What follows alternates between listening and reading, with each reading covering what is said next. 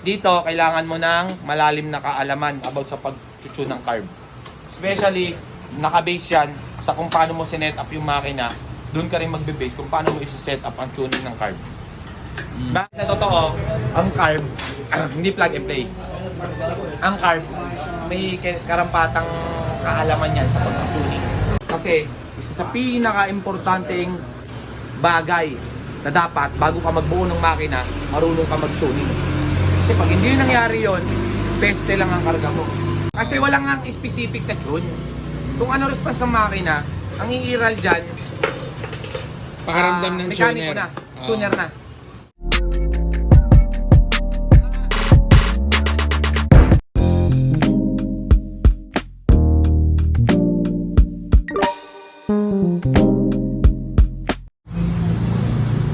Alright, morning mga boss. This is Mac Erase Performance again. Alright.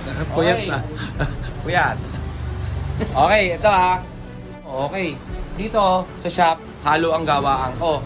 FI sa carburetor. Okay, pasok muna tayo sa carb topic.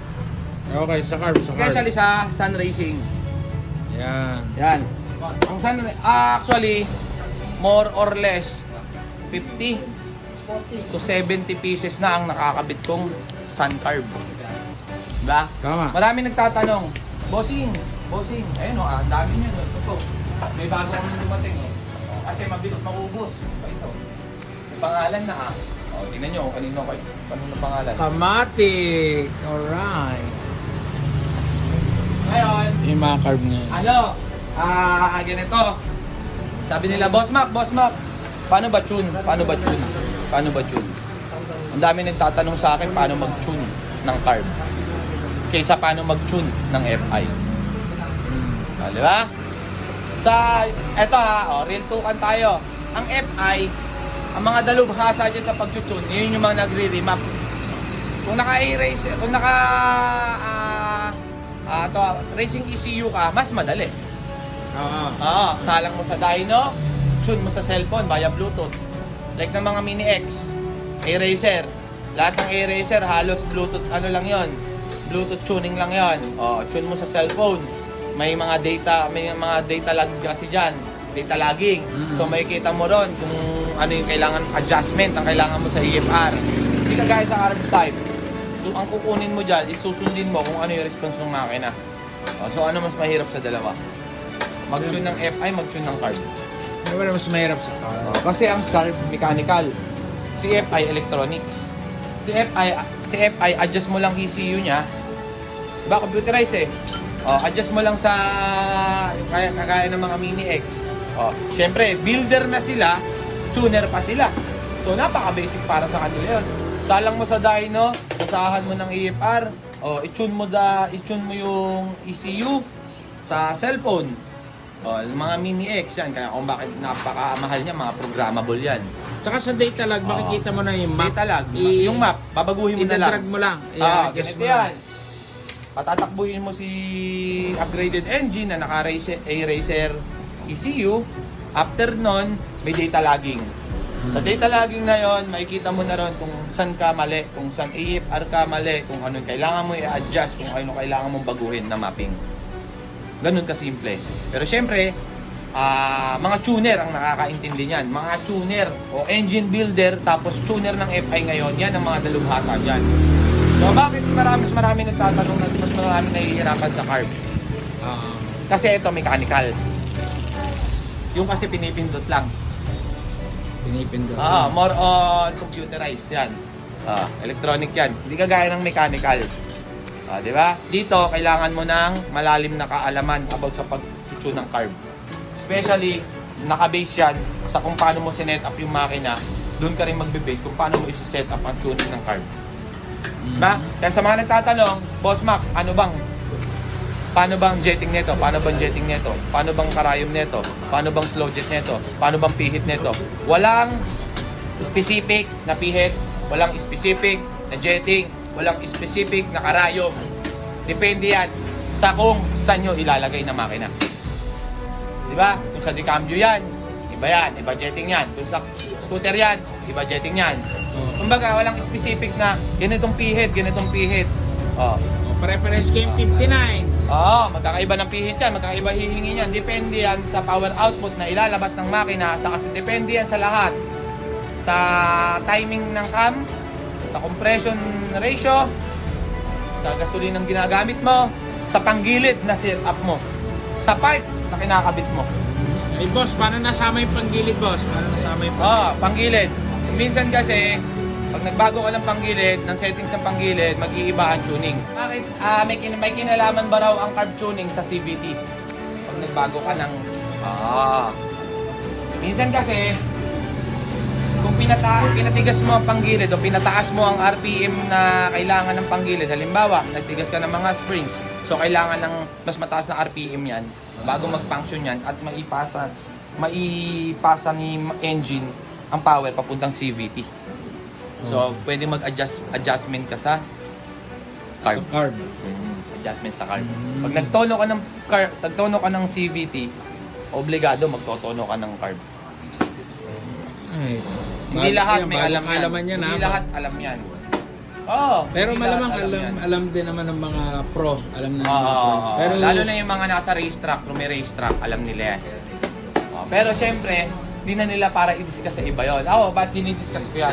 Depende kung saan nyo gagamitin ng karburador. Ayun na lang yung basehan natin. Touring set, specs ng engine, sa kung paano nyo ikinakabit ng karburador. Pero kasi ito yung subok ko. Kaya every time na may tatanong, budget meal lang naka-carb. O di Sun Racing ka? Boss ba, bakit hindi ganito? Hindi matono, hindi naman pala totoo. Bakit naman lahat ng gawa namin dito tonado sa Sun? correct. Diba? Bago ko to nirecommend sa inyo, pinag-aralan muna namin to. Kasi, sabi ko nga sa inyo, walang pyesa na plug and play. Kasi, walang setup na pare-parehas. Tama. Tsaka boss, Diba? yung unang set namin mga boss ng 59 All Stock, hindi kami gumagamit ng Sun. Saan? Una. Oo, round sled kami na Thailand Gay. Oo. Ngayon, Naaral na. kinapa namin, kinuha namin, kaya nga maraming extra jetting sa loob eh. May mga needle din tong extra. May slow jet din siyang extra. Hinanap namin siya doon. Kung anong settings ang babagay sa settings namin sa tuning, doon sa papasok sa makina ng ginawa namin. Halimbawa, nag-59 stock hit kami. Nagkasa kami ng 28 na flat. Alam na namin kung paano i-tune. So, yung mga ganung bagay, hindi namin pwedeng sabihin sa inyo. Kahit sabihin naman namin sa inyo ano ba setup ng makina nyo? Magsabi pa tayo pa yung mapapasama. Oo, kasi wala nga specific na tune. Kung ano response ng makina, ang iiral dyan, Pakaramdam ng mekaniko tuner. na, tuner na. Tama. Kasi dito, pagka nag-build ka ng makina, siyempre, matik ka, kami rin tuner. Kami bumuo ng makina, mas alam namin kung ano yung hihinging tono ng makina na ginawa namin. Siyempre, laging ganun. Especially, may kinalaman yan sa cam timing. Sa cam timing, mag-iiba ang hihingi na tuning ng carb yan. So, siyempre, alam na namin yun. So, pag sinabi namin yung tuning na ginagawa namin dito sa inyo at kayo bumili lang sa labas nito, tapos yung mechanic nyo na nagkabit, sasabihin, si Ryan, pangit yan. Hindi pangit yan. Kasi, kailangan, sabi ko nga sa inyo, hindi porkit yung iba nakapagbukas na ng panggilid, mekaniko ni. Mahaba ang ginugol namin para ma-perfect namin ang pag-tune ng carb. Kasi, isa sa pinaka-importanteng bagay na dapat, bago ka magbuo ng makina, marunong ka mag-tuning. Kasi pag hindi yung nangyari yun, peste lang ang karga mo. Correct. Parang si Kamote, nagpakarga sa kanya 59 big valve, 59 big valve stock, pin 1.5. Tapos may dumating, meron siyang pending doon. Ang ginawa daw dati ni Kamote, dinupot, sinaksak. Di mo na ichuchun, tunado na yan doon. Tama ba yun? Mali yun. Kunyari, ito, matinuti ito sa motor na to. May dumating, sira carb, sinugot, binenta. Yung pagbenta, like a brand new, 3.5 daw yung sa siningil, 3.8. Sinakpak. Bakit boss 3.8? Tunado na kasi yan. Hindi ganun yun. Sinalin lang, tunado na raw kasi yun. Naka-jetting na rin din daw kasi yun. Kasi Yung safe jetting daw niya, sila. binubura. Safe na 59 safe. daw. Hindi ganun yun. Unang-una sa pipe. Pag magkaiba kayo ng pipe, magkaiba na ng tono yan. Hindi, totoo yan. Legit yan. Iba na ng tono yan. Galing ako sa pagbuo ng two-stroke packing na makina, kaya alam ko yan. Tama. Di ba? Yung mount ng elbow ng pipe, high mount sa two-stroke, tapos mid sa kalomat. Magkakaiba ng hihingin ng carburetor yan na tono. Alam din niya yung lupet. Chamber, laki ng chamber, liit ng chamber. Magkakaiba pa rin yan ang hihingin ng jettings, saka tono ng carb. Lahat yan may kinalaman. Madaling buuhin ang makina ng two-stroke, pero ewan ko ba bakit kay Kamote hindi niya pa rin yung maintindihan kasi nagpo-port siya ng head ng two-stroke. Black ang pinaport sa two-stroke, hindi head. Eh, Yung naalala pala, ko naman. ipanggap na eh. Tapos, hindi naman sa pag-ano, sinasabi ko sa mga tao, ba't kaya nasasabihan bobo ang Pilipino? Alam nyo nang mali yung ginagawa, nagpapagawa pa kayo. Sukat ba naman nakalain eh, nagkakabit na ng mga alambre sa bola, panatik pa kayo, walang problema. Diba? Kaya lahat ng gawang Kamote, tinatanggihan ko. Bandang huli, ako pa mai-issue.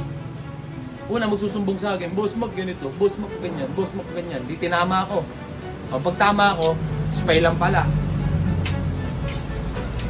Tapos pagka popost nila ako sa ano, sa group, tapos sila yung mababas. Kaya hindi na ako nagko-comment eh. May nagko-comment na ako ron eh. Basher. Eh, bakit ko ba pinagpipilitan sa Pilipinas sa mga mekaniko ng Pilipinas? Mekaniko dito sa Pilipinas na tama ang paglalagay ng alambre sa flyball. Ay. Oh, this is Mahers na! Mahers Performance again. Alright, sa mga nagtatanong, hindi nyo matono to. Siyempre, hindi namin pwedeng ituro sa inyo to. Kasi, siguro, dito sa makina nyo, kung dito kayo magpapagawa, o dito nyo dadalhin yung motor nyo, may tuturo namin. Pero kung through online lang, hindi pa pwede. Wala, hindi namin maituturo ng maayos. Kami pa mapapasama, sasabihin nyo, mali pa yung turo namin. Kasi sa totoo, ang carb, hindi plug and play. Ang carb, may karampatang kaalaman yan sa pag-tuning. Alright. Alright.